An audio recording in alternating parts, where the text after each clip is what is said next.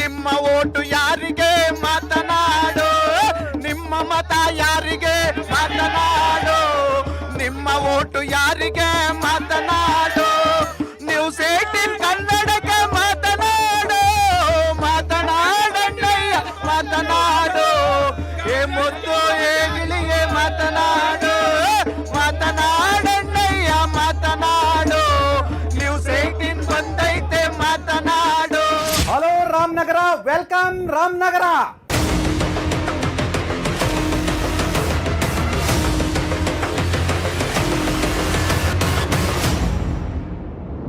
ಕೆಲವು ಕ್ಷೇತ್ರಗಳು ಬರೀ ಕ್ಷೇತ್ರಗಳಾಗಿರುವುದಿಲ್ಲ. ಅಲ್ಲಿ ಜಿದ್ದಾಜಿದ್ದಿನ ಕಣ ಇರುತ್ತೆ, ಪ್ರತಿಷ್ಠೆಯ ಪಣ ಇರುತ್ತೆ, ಅಲ್ಲಿ ಕುಟುಂಬದ ರಾಜಕಾರಣ ಇರುತ್ತೆ, ಜೊತೆಗೆ ಒಂದಷ್ಟು ತಲ್ಲಣಗಳಿರ್ತವೆ, ಬಹಳಷ್ಟು ರಾಜಕೀಯ ಕೂಡ ಇರುತ್ತೆ. ಹಾಗಾಗಿ ಅಂಥ ಕ್ಷೇತ್ರ ಅಖಾಡವಾಗಿರುತ್ತೆ. ಅದು ಅಂತಿಂತ ಅಖಾಡ ಆಗಿರುವುದಿಲ್ಲ, VIP ಅಖಾಡ ಆಗಿರುತ್ತೆ. ಈ ಒಂದು VIP ಅಖಾಡ ಯಾವುದಂತೀರಾ? ಇವತ್ತು ನಾವು VIP ಅಖಾಡ ರಾಮನಗರದಲ್ಲಿದ್ದೇವೆ. ಇವತ್ತು ಈ ರಾಮನಗರದಲ್ಲಿ VIP ಅಖಾಡದಲ್ಲಿ ಯಾರ ತಾಪಮಾನ ಎಷ್ಟು ಅಂತ ನಾವು ನೋಡೋಣ. ರಾಮನಗರ ಅಂದ ತಕ್ಷಣ 17 ಬಾರಿ ಚುನಾವಣೆ ಆಗಿರುವಂಥದ್ದು. 17 ಬಾರಿ ಚುನಾವಣೆಯಲ್ಲಿ 7 ಬಾರಿ ಜನತಾದಳ, 7 ಬಾರಿ ಕಾಂಗ್ರೆಸ್, 2 ಬಾರಿ ಜನತಾ ಪಕ್ಷ, ಒಬ್ರು ಪಕ್ಷೇತರರು ಇಲ್ಲಿ ಗೆದ್ದಿರುವಂಥದ್ದು. 3 ಮುಖ್ಯಮಂತ್ರಿಗಳನ್ನ ಕೊಟ್ಟ ಈ ಮಣ್ಣು ರಾಮದೇವರ ಬೆಟ್ಟ ಇದೆ, ರೇಷ್ಮೆಯ ಗೂಡಿನ ತವರೂರು ಕೂಡ ಇದು. ಒಬ್ಬರು ಮಾಜಿ ಪ್ರಧಾನಿ ಕೂಡ ಈ ರಾಮನಗರದಿಂದ ಸ್ಪರ್ಧೆಯನ್ನು ಮಾಡಿದರು. ಇವತ್ತಿನ ಅಖಾಡದಲ್ಲಿ ನಮಗೆ ಬಹಳಷ್ಟು ಜನ ಇದ್ದಾರೆ. ಕಾಂಗ್ರೆಸ್ ಇದ್ದಾರೆ, JDS ಇದ್ದಾರೆ, BJP ಇದ್ದಾರೆ. ಇವರೆಲ್ಲ ಅಭಿಪ್ರಾಯವನ್ನ ನಾವು ಕೇಳೋಣ. Silent silent silent silent silent please. ರಾಮನಗರದಲ್ಲಿ ಏನಾಗಬೇಕು, ಏನಾಗಬೇಕಾಗಿತ್ತು, ಏನೆಲ್ಲ ಮುಂದೆ ಆಗ್ಬೇಕಂತೇಳಿ ನಾವು ಚರ್ಚೆ ಮಾಡೋಣ. ಬನ್ನಿ, ಈಗ ನಾವು ಕಾಂಗ್ರೆಸ್ನ ನಾಯಕ ಆಗಿರ್ತಕ್ಕಂಥ, ನಗರಸಭೆಯ ಮಾಜಿ ಅಧ್ಯಕ್ಷ ಆಗಿರ್ತಕ್ಕಂಥ ಶೇಷಾದ್ರಿ ಅವ್ರನ್ನ ಮಾತಾಡ್ಸೋಣ. ಶೇಷಾದ್ರಿ ಅವರೇ, ರಾಮನಗರ ಸರಿಯಾಗಿದೆಯಾ? ಖಂಡಿತ ಚೆನ್ನಾಗಿಲ್ಲ. ರಾಮನಗರ 4 ಜನ ಮುಖ್ಯಮಂತ್ರಿಗಳನ್ನು ಕೊಟ್ಟಿರ್ತಕ್ಕಂಥ. ಅಲ್ಲ ಸ್ವಾಮಿ, 7 ಬಾರಿ ಕಾಂಗ್ರೆಸ್ ಇದ್ರಿ, 7 ಬಾರಿ ನೀವಿದ್ದರು, 7 ಸಾರಿ ಅಧಿಕಾರ ಇಟ್ಕೊಂಡಿದ್ರಿ, ನೀವೇನ್ ಮಾಡಿದ್ರಿ ಅಂತ ಜನ ಕೇಳಲ್ವಾ? 7 ಬಾರಿ ಇದ್ದಾಗಲೇ ಈ ಜೂನಿಯರ್ ಕಾಲೇಜ್ ಗ್ರೌಂಡ್ ಆಗಿರೋದು, 7 ಬಾರಿ ಇದ್ದಾಗಲೇ ಮಿನಿ ವಿಧಾನಸೌಧ ಆಗಿರೋದು, 7 ಬಾರಿ ಇದ್ದಾಗಲೇ ADB ಇಂದ ಕುಡಿಯೋ ನೀರಿನ ಯೋಜನೆ ಆಗಿರೋದು. ಆದರೆ 94ರಿಂದ ಈಚೆಗೆ ದೇವೇಗೌಡರು ಮುಖ್ಯಮಂತ್ರಿಯಾಗಿ ಇಲ್ಲಿ ಶಾಸಕರಾಗಿ ಬಂದಮೇಲೆ ದೇವೇಗೌಡರಾದರು, ತದನಂತರ ಮುಖ್ಯಮಂತ್ರಿ ಆದರು. ಅದಾದಮೇಲೆ ಅವ್ರ ಮಗ ಕುಮಾರಸ್ವಾಮಿಯವರು 2 ಸಾರಿ ಶಾಸಕರಾದರು, 2 ಸಾರಿ ಮುಖ್ಯಮಂತ್ರಿ ಆದರು, 3 ಸಾರಿ ಆದಮೇಲೆ ನೋಡಿ ಈಗ ನಾವಿಲ್ಲಿ ನಿಂತಿರ್ತಕ್ಕಂಥ ಕ್ರೀಡಾಂಗಣ, ಈ ಕ್ರೀಡಾಂಗಣ ಉದ್ಘಾಟನೆ ಆದಾಗ 2005ರಲ್ಲಿ ಇದನ್ನು ಇಂಟರ್ನ್ಯಾಷನಲ್ ಸ್ಟೇಡಿಯಂ ಮಾಡ್ತೀನಿ ಅಂಥೇಳಿ ವಚನ ಕೊಟ್ಟು ಭಾಷಣ ಮಾಡಿದ್ರು ಉದ್ಘಾಟನೆ ಮಾಡುವಾಗ. ಇವತ್ತು ಯಾವ ಇಂಟರ್ನ್ಯಾಷನಲ್ ಸ್ಟೇಡಿಯಮಲ್ಲಿ ನಾವು ನಿಂತ್ಕೊಂಡಿದ್ದೀವಿ ನೀವೇ ನೋಡಿ. ಅದೇ ರೀತಿ ಇಡೀ ಮೂಲಭೂತ ಸೌಕರ್ಯಗಳು ಏನೇನು ಇರಬೇಕಾಗಿತ್ತೋ ಈ ರಾಮನಗರ ಜಿಲ್ಲಾ ಕೇಂದ್ರಕ್ಕೆ, ಅದರಲ್ಲಿ ಸುಮಾರು ಇವತ್ತು ಅಂದ್ರೆ ನಿಮ್ಮ ಪ್ರಕಾರ MLA ಅನಿತಾ ಕುಮಾರಸ್ವಾಮಿ ಏನು ಮಾಡಿಲ್ಲ ಅಂತ? ಅನಿತಾ ಕುಮಾರಸ್ವಾಮಿಯವ್ರನ್ನ ದೂರಕ್ಕೆ ಹೋಗಲ್ಲ. ನಾನು ಹೇಳೋದು, ಒಬ್ಬ ಶಾಸಕರಿಗಿಂತ ಹೆಚ್ಚಾಗಿ ಮುಖ್ಯಮಂತ್ರಿಯಾಗಿ 2 ಸಾರಿ ಕುಮಾರಸ್ವಾಮಿ ಅವರು ಇಲ್ಲಿ ಮುಖ್ಯಮಂತ್ರಿಗಳಾಗಿದ್ರು. ಸಚಿವರೇ, ನಾನು ಮಾತಾಡ್ತೀನಿ ನೋಡಿ. ಇವರು ಮುಖ್ಯಮಂತ್ರಿ ಆದಂತ ಕುಮಾರಸ್ವಾಮಿ ಏನು ಮಾಡಿಲ್ಲ ಅಂತ ಹೇಳ್ತಾರೆ, 2 ಬಾರಿ ಮುಖ್ಯಮಂತ್ರಿ ಆಗ್ಲಿಕ್ಕೆ ಅವಕಾಶ ಆಯ್ತು ಅಂತ ಹೇಳ್ತಾರೆ. ಬನ್ನಿ, JDSನವರೇ, ನೀವು ಏನು ಮಾಡಿಲ್ವಾ? ಕುಮಾರಸ್ವಾಮಿ ಅವರು ಏನು ಮಾಡಿಲ್ವಾ? ಮೊದಲನೇ ಬಾರಿ ಕುಮಾರಸ್ವಾಮಿ ಅವರು ಮುಖ್ಯಮಂತ್ರಿ 1960 ಕೋಟಿ ರೂಪಾಯಿನ ಈ ರಾಮನಗರಕ್ಕೆ ತಂದುಕೊಟ್ರು. ಇಡೀ ರಾಮನಗರ ಜನತೆಗೆ ಗೊತ್ತು ಎಲ್ಲ. ಯಾಕೆಂದ್ರೆ ಇಡೀ UGD ವ್ಯವಸ್ಥೆ ಫಸ್ಟ್ ಎಲ್ಲಿತ್ತು? UGD ವ್ಯವಸ್ಥೆ ಕುಮಾರಸ್ವಾಮಿ ಮುಖ್ಯಮಂತ್ರಿ ಮೇಲೆ ಆಗಿರೋದ್ರಲ್ಲೇ ಮಾಡಿರೋದು. ಜೊತೆಗೆ ಇಡೀ ಏನೇನಿದೆ ಇವತ್ತು ಏನೇನೋ ಹಳ್ಳಿಗಳಲ್ಲಿ ವಿದ್ಯುತ್ ಸ್ಥಾವರ ಘಟಕಗಳಿದೆ, ಯಾವ್ಯಾವುದು ಯಾಕೆ ಅವ್ರು ಏನು ಮಾಡಿಲ್ಲ ಅಂತ ಹೇಳ್ತಿದ್ದಾರೆ? ಅದವ್ರಿಗೆ ಗೊತ್ತಿಲ್ಲ ಅಂತ ಕಾಣುತ್ತೆ, ಏನೋ ಮರ್ತು ಬಿಟ್ಟಿರ್ಬೇಕು ಅವ್ರ ಸಚಿವರು. ಆದ್ರೆ ನಿಜವಾಗ್ಲೂ ಕೇಳ್ತೀನಿ, ಆದರೆ ಪ್ರತಿಯೊಂದು ಕೂಡ ರಾಮನಗರದಲ್ಲಿ 1960 ಕೋಟಿ ಫಸ್ಟ್ ಸಾರಿ ಮುಖ್ಯಮಂತ್ರಿ ಆದಾಗ ತಂದರು. ಈಗ ಹೇಳಬೇಕು ಅಂದ್ರೆ ಅನಿತಾ ಕುಮಾರಸ್ವಾಮಿ 540 ಕೋಟಿ ಸತ್ಯಗಾಲದಿಂದ ತಂದಿದ್ದಾರೆ. ಜೊತೆಗೆ 444 ಕೋಟಿ ಕುಡಿಯೋ ನೀರಿಗೆ ಪ್ರತಿ ಮನೆಗೆ ತಂದಿದ್ದಾರೆ. ಎಲ್ಲರೂ ಕೂಡ ಇವತ್ತು ಲೆಕ್ಕ ಹಾಕಿದ್ರೆ ಕುಮಾರಸ್ವಾಮಿ ಅವರು ಬಹಳಷ್ಟು ಮಾಡಿದಾರೆ ಅಂತ ಹೇಳ್ತೀರಾ. ನಾನು BJP ಅವ್ರನ್ನ ಮಾತಾಡ್ತೀನಿ.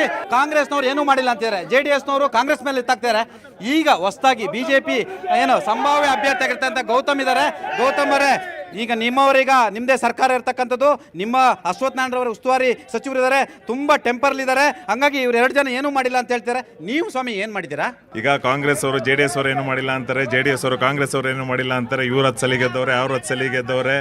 ಫಸ್ಟ್ ನಾವು ಹೇಳೋದು, ರಾಮನಗರ ಜನತೆ ಬದಲಾವಣೆ ಕೇಳ್ತಿದ್ದಾರೆ, ನಮಗೊಂದು ಅವಕಾಶ ಕೊಟ್ಟು ನೋಡಲಿ. ರಾಮನಗರ ಜನತೆಯಲ್ಲಿ ನಾನು ಕೈ ಜೋಡಿಸಿ ಮನವಿ ಮಾಡ್ತೀನಿ, ಒಂದು ಅವಕಾಶ ಕೊಟ್ಟೆ ರಾಮನಗರ ಅಭಿವೃದ್ಧಿನ. ಈಗ ಅಶ್ವಥ್ ನಾರಾಯಣ ಅವರ ನೇತೃತ್ವದಲ್ಲಿ, ನಮ್ಮ ಉಸ್ತುವಾರಿ ಸಚಿವರಾದಂಥ ಅಶ್ವಥ್ ನಾರಾಯಣ ಅವರ ನೇತೃತ್ವದಲ್ಲಿ ಸಾಕಷ್ಟು ಅಭಿವೃದ್ಧಿ ಕೆಲಸ ಈ ಜಿಲ್ಲೆಗೆ ಆಗಿದೆ. ಬಿಜೆಪಿ ಒಂದು ಬಾರಿನೂ ಗೆದ್ದಿಲ್ಲ, ಹಂಗಾಗಿ ಭಾರತೀಯ ಜನತಾ ಪಕ್ಷ ಇದ್ದಂಥ ಸವಾಲಲ್ವಾ? ನೋಡಿ, ಜನತೆ ಬದಲಾವಣೆ ಬಯಸಿದ್ದಾರೆ. ಈಗಿರ್ತಕ್ಕಂಥ ವಿಚಾರ 7 ದಶಕಗಳ ಕಾಲ ಆಡಳಿತ ನಡೆಸಿದಂಥ ಕಾಂಗ್ರೆಸ್ JDS ಎರಡೂ ಒಂದೇ ನಾಣ್ಯದ 2 ಮುಖ. ಜನತೆ ಯುವ ಪ್ರತಿಭೆಗಳು ಈಗ ಗಮನಿಸ್ತಾ ಇದ್ದೀರಿ ನೀವು. ಈ ಹಿಂದೆ ಇಲ್ಲದೆ ಇರತಕ್ಕಂಥ ರಾಮನಗರ ಚುನಾವಣೆ ಯಾರ ಹೆಸರು ನಡೆಯುತ್ತೆ ನೋಡಿ, ರಾಮನಗರ ಚುನಾವಣೆ ಅಭಿವೃದ್ಧಿ ಹೆಸರು ನಡೀತದೆ. ಡಬಲ್ ಇಂಜಿನ್ ಸರ್ಕಾರ. ಕುಡಿಯೋ ನೀರು ಇವತ್ತು ಕೂಡ 1ನೇ ವಾರ್ಡಿಂದ 13ನೇ ವಾರ್ಡ್ ಗಂಟ ಮೇಲೆ ಕೆಳಗೆ 2ಕ್ಕೂ ಉಪಯೋಗಕ್ಕೆ ಬರದೇ ಇರತಕ್ಕಂಥ ನೀರಿನ ವ್ಯವಸ್ಥೆ, ಒಂದು ಶೌಚಾಲಯಗಳ ವ್ಯವಸ್ಥೆ, ಹಳ್ಳಿಗಳಲ್ಲಿ ಡಾಂಬರೀಕರಣ ಇಲ್ಲ. ಈಗ ಹೋಗಿರ್ತಕ್ಕಂಥ ನರೇಂದ್ರ ಮೋದಿ ಅವರು ಮಾಡಿರ್ತಕ್ಕಂಥ ರಸ್ತೆಯನ್ನ ಮೊನ್ನೆ ಕುಮಾರಸ್ವಾಮಿ ಅವರು ಹೇಳ್ತಾರೆ ಅವೈಜ್ಞಾನಿಕ ಅಂತೇಳಿ. ಒಂದು ಬಾರಿ ತಮ್ಮ ಕ್ಯಾಮ್ರಾ ಹಾಕೊಂಡು ಹೋಗಿ ರಾಮನಗರದ ರಸ್ತೆಗಳನ್ನ ನೋಡಿ. 1 ವರ್ಷದಿಂದ 2 ವರ್ಷ ನಿಮ್ಮ ಅಭ್ಯರ್ಥಿ ಯಾರ ಹೆಸರು ಹೇಳಿ, ಯಾರ ಮುಖ ಇಟ್ಕೊಂಡು ಓಟ್ ಕೇಳ್ತಿದ್ದೀರಾ? ನಮ್ಮ ಅಭ್ಯರ್ಥಿ ಎಜುಕೇಟೆಡ್, ಒಂದು. ಎರಡನೇದು ಸಾರ್ವಜನಿಕರ ಕ್ಷೇತ್ರದಲ್ಲಿ ಉತ್ತಮವಾದಂತ ಸೇವೆ ಮಾಡ್ತೀನಿ ಅಂತೇಳಿ ಬಂದಿರತಕ್ಕಂಥವ್ರು. ಹಿಂದುತ್ವದ ಆಧಾರದ ಮೇಲೆ ಬಿಜೆಪಿ ಅವ್ರು ಕೇಳ್ತಾರಂತೆ. ಬನ್ನಿ, ಹಾಗಾದ್ರೆ ಕಾಂಗ್ರೆಸ್ನವರು DK ಶಿವಕುಮಾರ್ ಹೆಸರು ಹೇಳಿ ಕೇಳ್ತಾರಂತ ಕೇಳೋಣ ಬನ್ನಿ. DK ಶಿವಕುಮಾರ್ ಮುಖ್ಯಮಂತ್ರಿ ಆಗ್ಬೇಕಂತ ಹೇಳ್ತಾರೆ. ಈ ಕ್ಷೇತ್ರ ರಾಮನಗರ ಒಂದು DK ಶಿವಕುಮಾರ್ ಅವರ ಕಪಿ ಮುಷ್ಟಿಲಿದೆ ಅಂತ ಹೇಳ್ತಾರೆ, ನಿಜನಾ? DK ಶಿವಕುಮಾರ್ ಅವರ ಕಪಿ ಮುಷ್ಟಿಲಿಲ್ಲ. ಈ ಬಾರಿ ನಮ್ಮ ಜಿಲ್ಲೆಯಲ್ಲಿ 4ಕ್ಕೂ 4 ಸ್ಥಾನ ಕಾಂಗ್ರೆಸ್ ಪಕ್ಷ ಗೆದ್ದು DK ಶಿವಕುಮಾರ್ ಅವರ ಕೈ ಬಲಪಡಿಸೋದಕ್ಕೆ ರಾಮನಗರ ಜಿಲ್ಲಾ ಜನತೆ ಎಲ್ಲ ರೆಡಿಯಾಗಿ ಕಾಯ್ಕೊಂಡು ನಿಂತಿದ್ದಾರೆ. ಅಂದ್ರೆ ನಿಮ್ಮ ಅಭ್ಯರ್ಥಿ ಇಕ್ಬಾಲ್ ಅಲ್ಲ, DK ಶಿವಕುಮಾರ್ ಅಭ್ಯರ್ಥಿನಾ?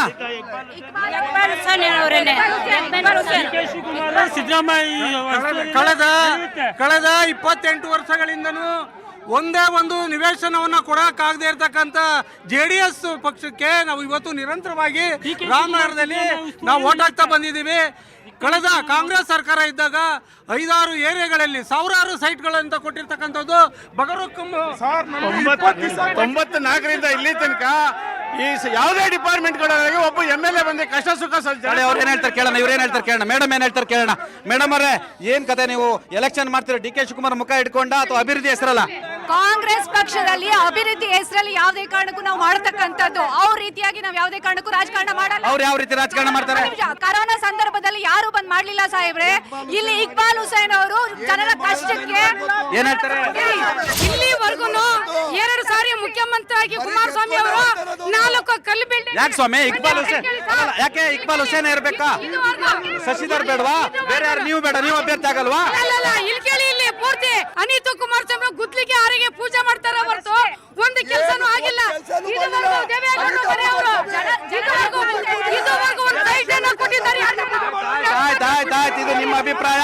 ಕಾಂಗ್ರೆಸ್ನವ್ರು ಹೇಳಿದ್ರು ಏನು ಅಭಿವೃದ್ಧಿ ಆಗಿಲ್ಲ ಅಂತೇಳಿ JDS ಅನ್ನು ದೂರಿದ್ರು. ಹಾಗಾಗಿ JDS ನಾಯಕ ಉಮೇಶ್ ಅವ್ರು ಏನ್ ಹೇಳ್ತಾರೆ ಕೇಳೋಣ. ಉಮೇಶ್ ಅವರೇ, ಏನು ಕೆಲಸ ಆಗಿಲ್ಲ ಅಂತ ಕಾಂಗ್ರೆಸ್ ಯಾಕೆ ಪದೇ ಹೇಳ್ತಾರೆ? ಮುಖ್ಯಮಂತ್ರಿ ಮಾಡಿದಂತ ನೆಲ ಇದು, ಹಾಗಾದ್ರೆ ಏನೂ ಆಗಿಲ್ವಾ?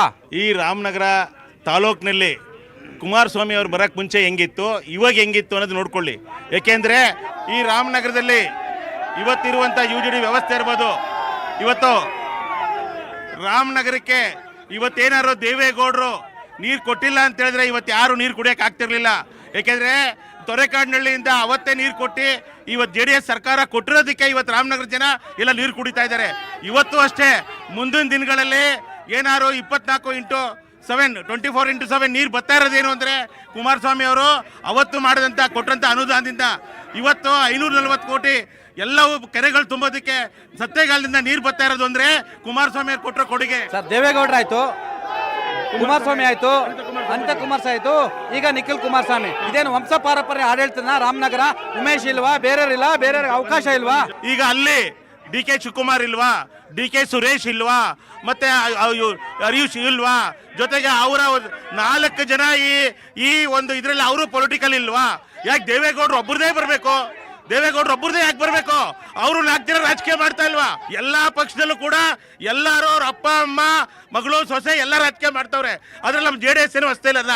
ಅವರು ಫಸ್ಟ್ ಅದನ್ನ ವಂಶ ಪಾರಂಪರ್ಯ ನಿಲ್ಲಿಸ್ಲಿ, ಆಮೇಲೆ ಮುಂದಕ್ಕೆ ನೋಡೋಣ. ವಂಶ ಪಾರಂಪರ್ಯ ರಾಜಕಾರಣದ ಬಗ್ಗೆ ಬಿಜೆಪಿ ಕೇಳೋಣ. ಸರ್, ಇಲ್ಲಿ DK Shivakumar family H D ದೇವೇಗೌಡರ ಫ್ಯಾಮಿಲಿ, ಎರಡೇ ಫ್ಯಾಮಿಲಿ ಇದೆ. ನಿಮ್ಮ ಮರ್ಲಿಂಗೇಗೌಡರ ಫ್ಯಾಮಿಲಿಗೆ ಎಂಟ್ರಿ ಆಗ್ತಿದೆಯಾ? ಇಲ್ಲ ಸರ್, ನಾವು ಯಾವುದೇ ವಂಶ ಪಾರಂಪರಿಕವಾಗಿ ರಾಜಕೀಯ ಮಾಡುವಂಥ ಒಂದು ಮನಸ್ಥಿತಿಲಿ ನಾವಿಲ್ಲ. ನಮ್ಮದು ತುಂಬ ಸ್ಪಷ್ಟವಾಗಿ ಬಿ ಜೆ ಪಿನ ರಾಮನಗರದಲ್ಲಿ ಜೈಗೊಳಿಸಬೇಕು. ಈ ಬಾರಿ ಜನಗಳು ಅಭಿವೃದ್ಧಿಗೋಸ್ಕರ ಒಂದು ಯಾಕೆ ನಾನು ತುಂಬ ಸ್ಪಷ್ಟವಾಗಿ ಹೇಳ್ತೀನಿ. ಇವರು ಇಲ್ಲಿ ಮೊದಲ ಬಾರಿ ಬಿಜೆಪಿ ಅಧಿಕಾರಕ್ಕೆ ಬರ್ಬೇಕಂತ ಹೇಳಿದ್ದಾರೆ. ಕಾಂಗ್ರೆಸ್ನವ್ರು ಬಾಯ್ ಬಡ್ಕೊಂತಿದ್ದಾರೆ. ಯಾಕೆ ಬಾಯ್ ಬಡ್ಕೊಂತಿದ್ದಾರೆ ಕೇಳೋಣ ಬನ್ನಿ. ಏನ್ ಸ್ವಾಮಿ, ಯಾಕೆ ಬಾಯ್ ಬಡ್ಕೊಂತಿದ್ದೀರಾ? ಕುಡಿಯೋ ನೀರು ಇವತ್ತು ಏನಾದ್ರು ಉಮೇಶ್ ಅವರು ಹೇಳಿದ್ರು ನೀರಿನ ವ್ಯವಸ್ಥೆ ಮಾಡಿದ್ವಿ ಅಂತ. ಕುಡಿಯೋ ನೀರು ಇವತ್ತು ಏನಾದ್ರು ಜನಕ್ಕೆ ಮಾಡಿದ್ರೆ DK ಸುರೇಶ್ ಅವರು, DK ಶಿವಕುಮಾರ್ ಅವರ ನೇತೃತ್ವದಲ್ಲಿ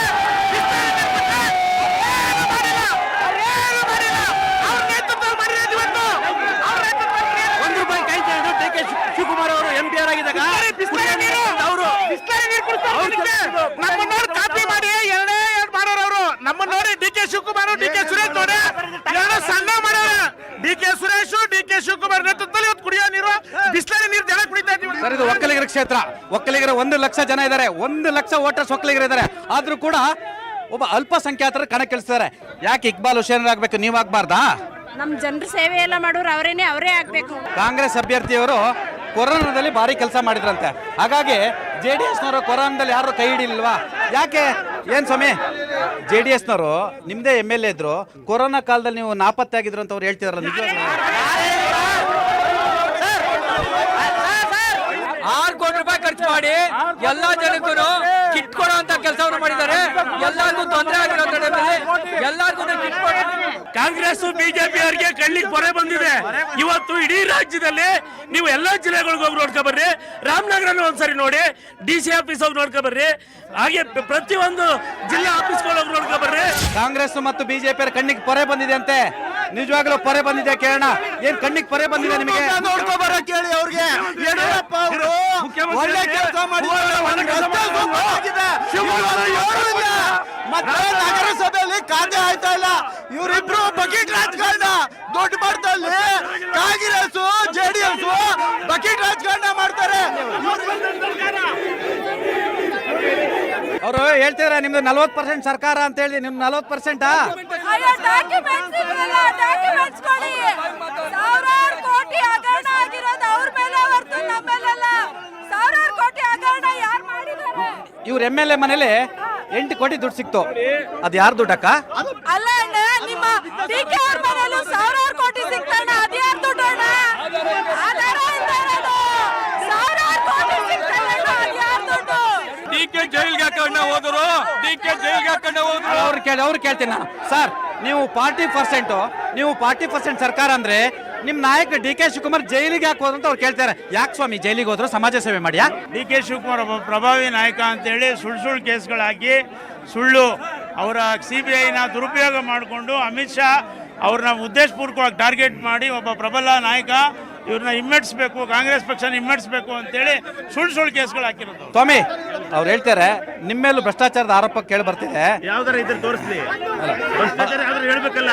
ನೋಡಿ ಸರ್, ಒಂದು ಇಡೀ ಸರ್ಕಾರ, ಇದು ಸಿಡಿ ಸರ್ಕಾರ, ಎರಡೂ ಕರೆಕ್ಟ್ ಆಗಿದೆ. ನಾನು ಹೇಳೋದೇನಂದ್ರೆ, 1 ನಿಮಿಷ ತಿಳ್ಕೊಳ್ಳಿ. ಇದು ಎರಡೂ ನಾಯಕಲ್ಲ, ನಮ್ದು ರೈತರ ಸರ್ಕಾರ. ಕುಮಾರಣ್ಣ ರೈತರ ಸರ್ಕಾರ ಬರೋದು ಅಲ್ಲ.